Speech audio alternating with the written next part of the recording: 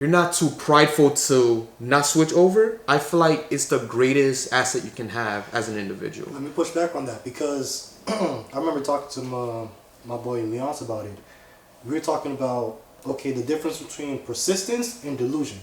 Sometimes people say, hey, you gotta you gotta keep working at it, even if you can't see it. Even if you can't see it, you gotta still persist. That's what I'm like. It's a certain right. That's why it is also subjective as well too, because everything is not fixed. Right. Because there's some situations where some people are, oh, if it doesn't work after a year or two, that's it. But also as well too, what is your motivation? I used to be very bad at this when it came to like certain things that I was working on. When it came, whether it was business, whether it was YouTube, whatever, obsession. How obsessed are you? And it could be a very dangerous thing to get yourself into when you're obsessed, because it goes back to what I was saying like a couple episodes ago, when you're a desperate man. And but that was in the form of relationship we're talking about, but it's in the form of your personal success. Being desperate in the form of your success is great and bad. Great because obviously it shows like how hungry you are, right?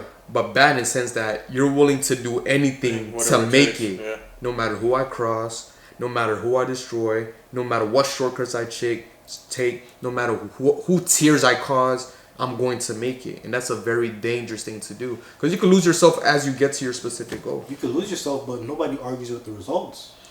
Like the Michael Jordan documentary, right? They talked about his obsession. They talked about who he was on the court, who he was in practice. They talked about him being like... But someone felt the effects of that, whether it might be his family, whether it might be certain friends. And there's certain things you can't take back. You just can't take back. True. Certain time you missed out on because you quote unquote made the success. Yeah, you made it, but the price was like you sacrificed this amount of time with the loved one, or you sacrificed this amount of time, this specific aspect of your health that you can maybe get better, but you could probably never get back. So I do feel like having a certain level of discernment to understand the healthy balance between obsession, but at the same time being calm and relaxed a little bit is really important. I feel you. It's always something like to measure out, because that success in that area might demand something out of other areas that if you're not careful of, you want to, hey, I want to get that back, but you can't. It's always something to consider, especially as us guys, because sometimes, we could be reckless. We could be like headstrong about something, stubborn about something, but it's like we got to measure out what is this demanding of us. And on top of that, I do feel like one thing, just not only as men we got to, but just people in general, comparison is the thief of joy. Yep. You can't always look at what's on someone else's. Yeah. You don't know what they did to get a specific point. You see someone have this type of business, someone have this type of lifestyle, someone have this type of physique. You don't know what they did to get to that point. And even if it's quote unquote the right way, you don't know if you even have the mental fortitude or mental strength to even last to get to where they want to. Wait, so what's the difference between comparison and inspiration? I could be inspired by somebody, or I'm comparing. Comparison is inspiration doesn't have jealousy. What do you mean? If when I mean comparison is a thief of joy, there's a jealousy to it. If I'm seeing what you have and I'm bothered by, dang, I'm not at that level, I'm jealous of you. Wait, but if I'm inspired by you, I'm not jealous of you. It makes me want to motivate to get to my. I'm happy for you, while at the same time I want to get to your level. I feel like it's a mindset thing as well. That's why I feel like it's a difference between the two. It's a mindset thing, but even I find myself. I'm not saying this is. I'm not trying to sound obsessed or anything. I'm not trying to sound like that, but I'm like, okay, I see this person accomplishing.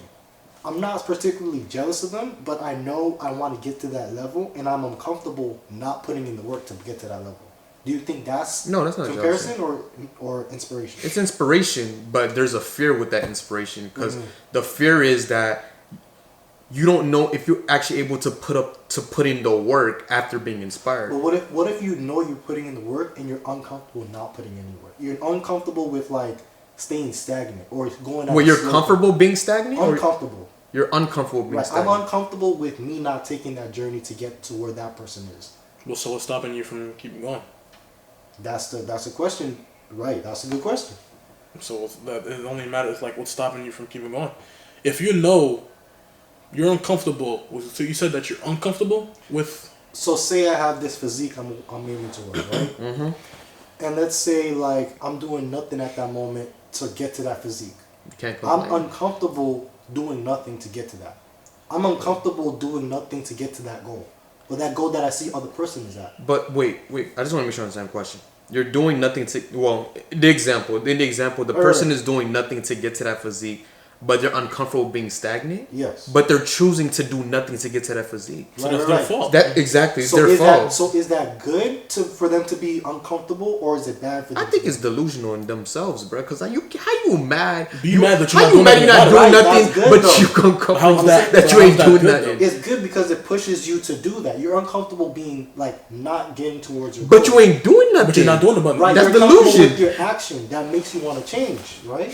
Wait, say that one time. If you're uncomfortable with your actions to get to that goal, the action that you've done so far, you got to change that. Yeah. What is that motivation to change? That's that uncomfortability. Yeah. So is that inspiration or is that Comparison. comparison? It's still an inspiration. It's still inspiration because you don't want to Right. feel like that no more. Yes, Yeah. you don't want to feel like that. So anymore. that's when when it's you, So that means just getting into gear. yeah, kicking into gear. When I mean comparison for joy, if you have a sense of a jealousy or some type of animosity towards the thing you're actually looking at, Exactly. that's when it's a red flag. some type of dislike, some type of hatred. Like if I see someone with a lamb, I'm like, dang. He like not even the lamb, like, dang. You like should be in a Yoda. Why you in a lamb?